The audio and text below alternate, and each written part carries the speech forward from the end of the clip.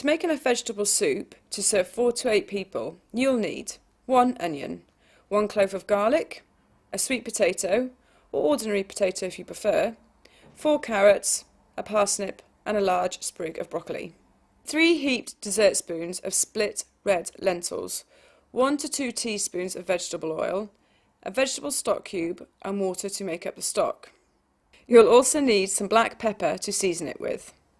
You may also want to serve it with a crusty granary roll and a dollop of natural or Greek yoghurt. You will need a few basic items of kitchen equipment to make this recipe, including a blender. We've used a hand one, but you could use a different sort of blender if it's easier. You'll also need a chopping board, a saucepan, a teaspoon, a tin opener, a vegetable knife, a vegetable peeler and a wooden spoon for stirring. Remember to wash your hands thoroughly before handling food. Hi, my name's Catherine and the recipe I'm going to cook today is a really simple vegetable soup with some lentils in it to add a little bit of protein. So the first thing I've got to do is chop the onion. What's really important is that you keep your hands and your fingers nice and safe when you're handling sharp objects. So if you create a bridge and apply a bit of force, it makes chopping much safer. And then the onion just splits apart. So now I'm just going to peel the onion. I always take a couple of layers off.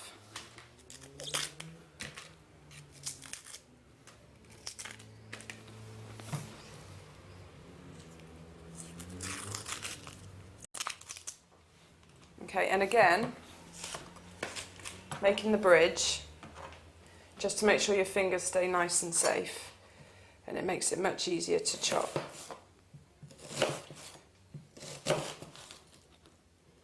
As you can see, the knife is nowhere near my fingers. When you're chopping it like this, if you create a claw, it's the same process, and again applying a little bit of pressure.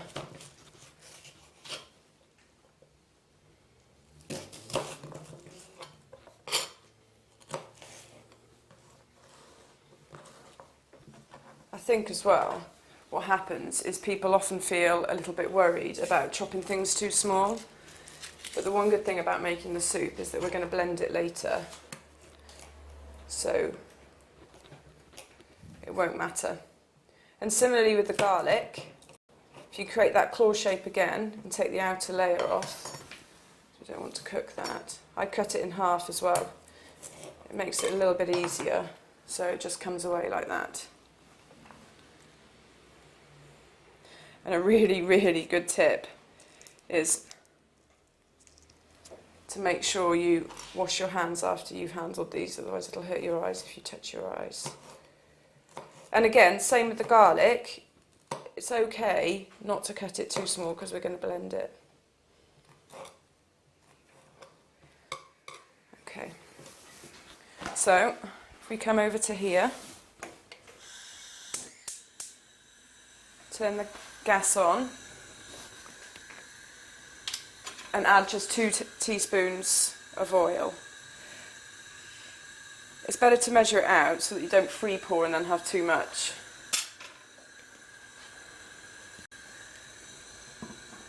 And all we're going to do is add the onion and the garlic into the saucepan.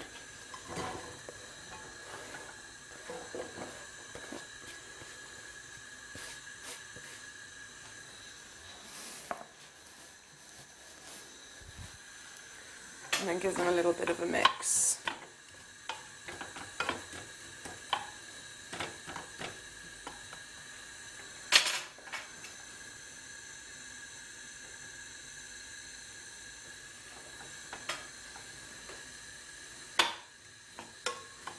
Making sure that the heat's not too high, otherwise it'll burn the outside and they'll be harder on the inside, but not, and a bit burnt on the outside, and it can change the flavour just a little bit. But onion and garlic make a brilliant base for any soup, I think. And when you're cooking anything, always make sure the handle's turned well in, especially if you're doing this with your children, which is a really nice thing to do, especially on a cold winter's afternoon. But obviously you want to make sure it's safe as possible as well. So if you keep the handles in, children are less likely to knock them or run into them. So I'll just turn that down a little bit. And just give it the odd stir just to make sure that all sides are covered and cooked all over. Make sure you take the wooden spoon out as well. Again, just for safety, really. I think there's something quite heartwarming about the noise of something cooking on the top as well. Especially on a cold winter's day if you've been out for a walk and you come home and you've got a homemade vegetable soup waiting. It's just lovely.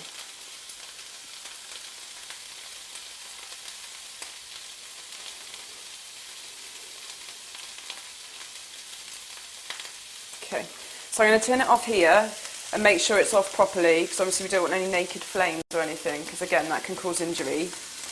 And then what I always do is just move a hot saucepan or frying pan to the back of the oven, just again for safety, because if children can put their fingers on here, we don't want them to put their hand into the saucepan. So right, I'm going to prepare the vegetables now. Whenever I'm cooking something, I just always have a bowl around so that it makes less mess, because obviously if you're a big family or you've got small children, there's enough mess as there is. So when you're peeling a carrot, just take it nice and slowly and just take a thin outer layer off the outside.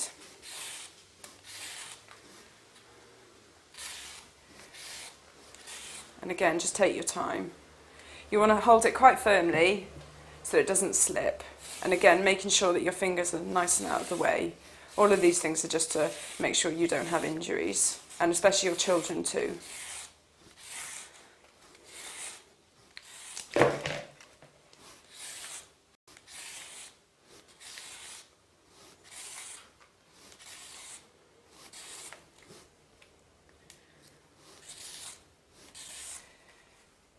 We don't want to remove too much of the outside because there's a lot of goodness in the peelings. So we just want to make sure it's just a nice thin layer so that a lot of the goodness remains. I also think, and it's really important, that you pick a peeler that's really good for you. I'm left-handed and I find some of the peelers quite difficult to use because of that. So I prefer one of these which has got an even blade all along it. And I also think they're quite safe because I can get a nice stroke action. So it's worth shopping around if you're not sure, and you can buy them quite cheaply in places now for often less than £1, and it's really worthwhile having one, and one that you like too, so you're less likely to hurt yourself and you're more likely to use it then. There's nothing worse than a peeler that doesn't work properly. So this is a sweet potato, which is quite a new vegetable really.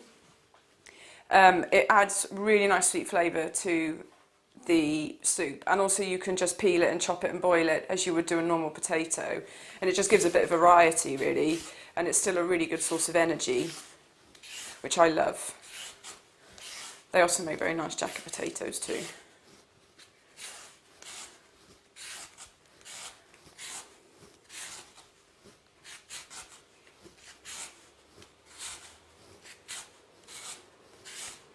And similarly to the carrots, with the parsnip I just peeled and the sweet potato, if there are any bits that look a little bit discoloured on the skin, then just pay a bit more extra attention to those when you're peeling them. Great, so I'll pop that over there.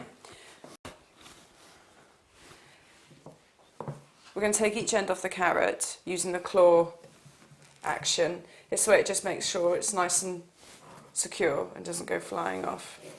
Apply just a little bit of pressure.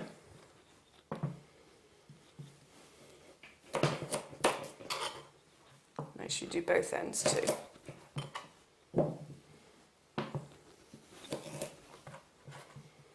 Make sure that claw, you're really gripping the carrot nice and firmly.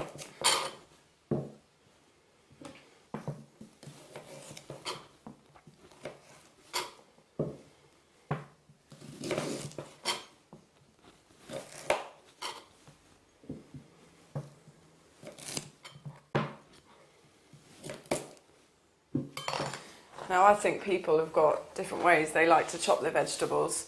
But again, if you remember back to the onions, we're going to be blending this all together, so it doesn't really matter. They can just be roughly chopped, which again makes it so much easier if you're short of time, because you can just prep them quite quickly, and that's what I like about it.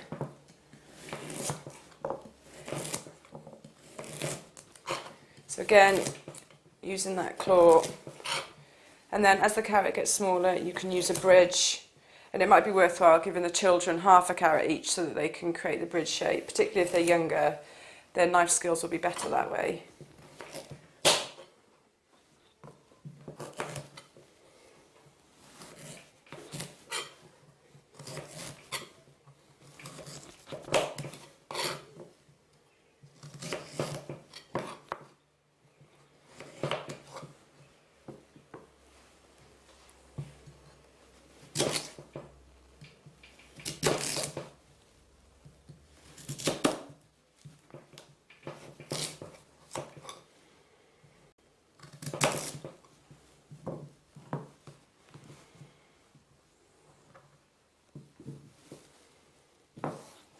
Make a bit of space for the broccoli. Got to have a little bit of green in it, I think. And again, when I'm doing a broccoli, I just kind of chop it randomly. It's really good for little children to pick up with their fingers as finger food, but also it's quite nice because it's like little baby trees for the older children. Might encourage them to eat a little bit more. You can take as much of the stalk off as you want. And then sometimes I just chop it nice and half to expose more places to chop.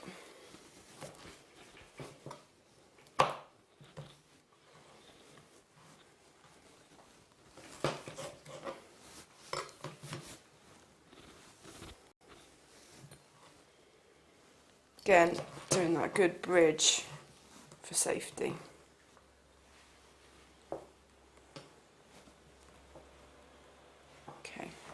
So we're going to make some stock now, just regular vegetable stock. Pop it in a measuring jug and add some water.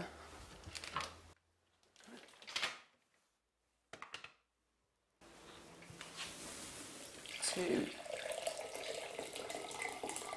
a litre.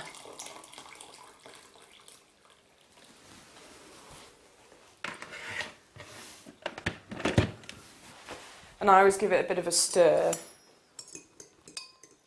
just to make sure it's fully dissolved.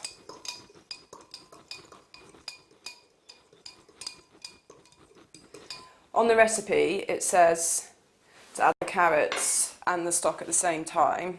So we'll do that now. I always put the carrots in first just because they're a bit heavier, so it stops any splashes coming out. So if we move those over to here.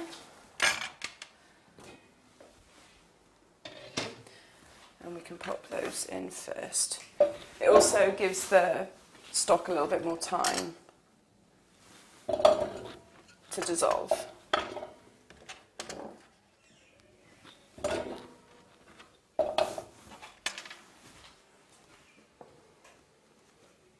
Okay, pop the other vegetables back on there.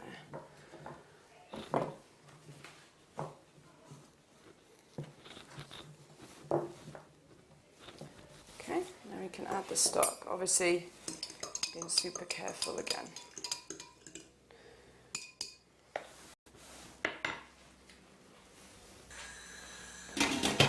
And let that simmer for about 5 to 7 minutes. Okay, so the carrots and the stock have been cooking for 5 to 7 minutes. So just for ease, I'm going to place the lentils into a bowl, just to make them a little bit easier to tip into the saucepan. And also, again, getting children to do this is a really nice activity because they love counting things out and things. So it's about 5 to 6. Lentils are brilliant. They're a really good source of protein, and they're also a really good source of fibre, and they make the soup really thick. And also they're very, very economical to buy, and most shops sell them, and you can buy them in tins or packets. And I'm quite new to working with lentils, but these are I've really changed my mind, and they're really, really good, and they add a nice flavour. So I'm going to put all the other vegetables in, and again, what I would do is just turn the heat down just a little bit, because you don't want things bubbling too much when you're adding things, just to avoid splashing and so on. So I take that off, and I'm going to add just the onions first. And the slower you do this, the better.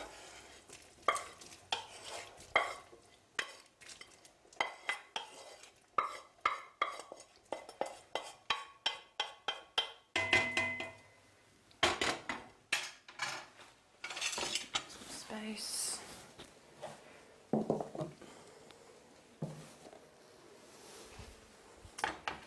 The carrots went in first because they take the longest to cook. And then the other vegetables, it's really handy, they all take about the same time.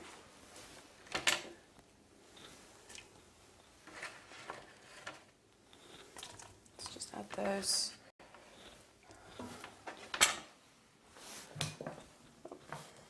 bit there. Add that. Give them a stir.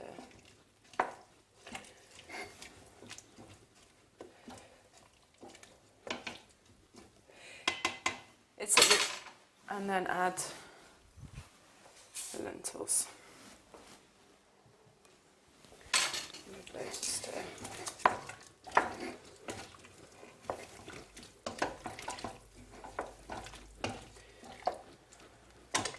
And again, getting the kids to safely stir the soup when it's at this stage is really nice. It's like a big concoction.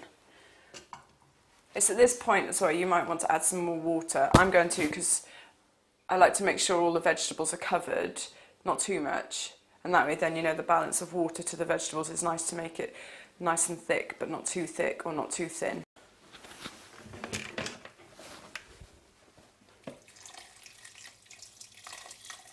So just a little bit more.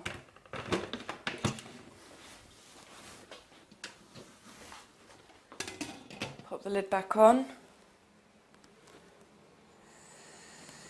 And turn the heat back up to full again and wait for it to cook.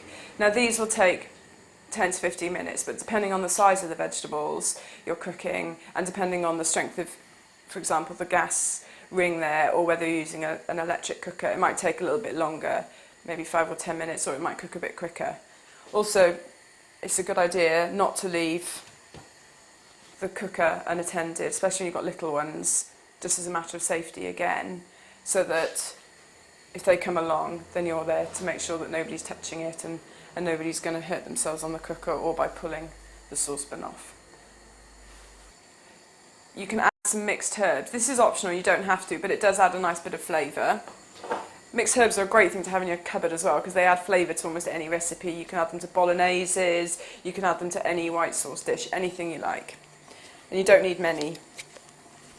So again, taking the lid off and turning the temperature down, just so there's a little bit less steam. You can hear it bubbling away, it's lush. Just adding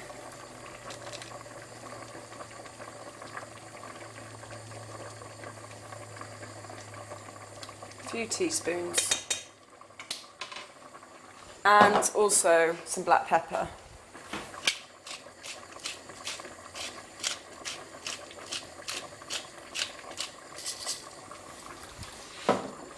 Obviously, with black pepper normally goes salt. Because we added this stock cube, there's quite a lot of salt in the stock cube, so we don't want to over salt a dish, obviously, because for health reasons it's not very good for us. So we don't need to add any extra salt at this point, because there's already a little bit in there from the stock cube. Give it a bit of a stir, and you can also see how the vegetables are starting to soften and starting to all mix in together too. So it won't be too long until that's ready. And then just pop the lid back on, and again just turn it up a little bit if you want to, and just let it simmer for those last 5 minutes. So once the vegetables have been cooking for that extra 5 minutes, make sure we turn the gas off and let everything cool down. As you can see, it cools down quite quickly. If you're cooking with an electric oven, or an electric cooker, sorry, then you might want to allow a little bit extra time just for the cooling process just to happen. So there's just a little bit less steam when you take the lid off, particularly when you've got small ones around. So we can take the lid off, just let any excess water drop back in. And this is the fun bit, this is where we can blend it all together. You can leave it lumpy, but obviously for a texture point of view, it's quite nice to have it all blended, and it makes it nicer when all the vegetables are all blended together, all those different flavours. Obviously we're going to use an electric blender for this process, and again these are quite reasonable to buy. I would just say just be a bit cautious when you're doing this near an electric socket. You want to make sure that there's no splashes that could cause injury or any kind of electrical problem. So we need to be very careful, very slow, and especially when there are children around, sure they can blend, but it might be an idea for you to start blending it first of all until it's a bit of a thicker consistency and less likely to splash. So we can pop it onto the glass cooker, take the blender. I'd put the blender in first and start blending straight away. It's better to do it when it's hot, when all the vegetable oils are cooked and still warm, and so they haven't gone all hard and solidified. When vegetables cool down, they do go a bit harder, and that's the vegetable oils hardening.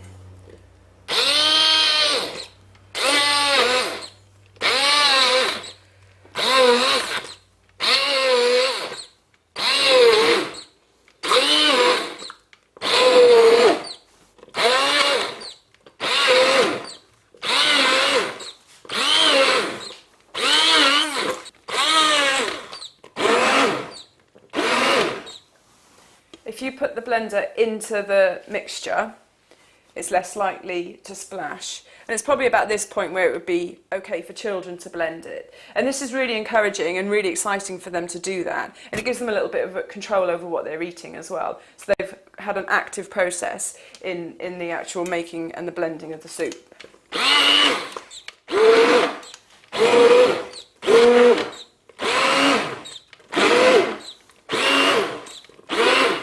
Making sure the whole time you're holding on to the saucepan so that that in itself doesn't go flying off in a direction that's unsafe.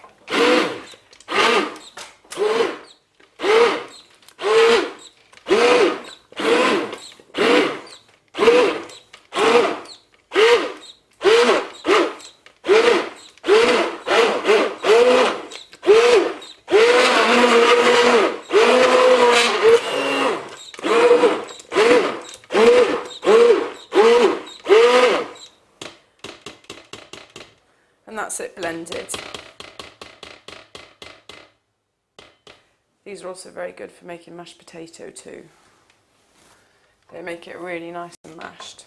So get a bowl, and this is the exciting bit because you get to eat it now, obviously when it's cool enough to eat.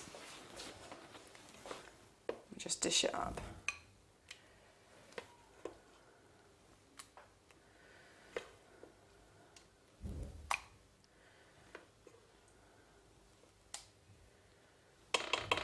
And it's ready to serve. I always serve it with a brown roll.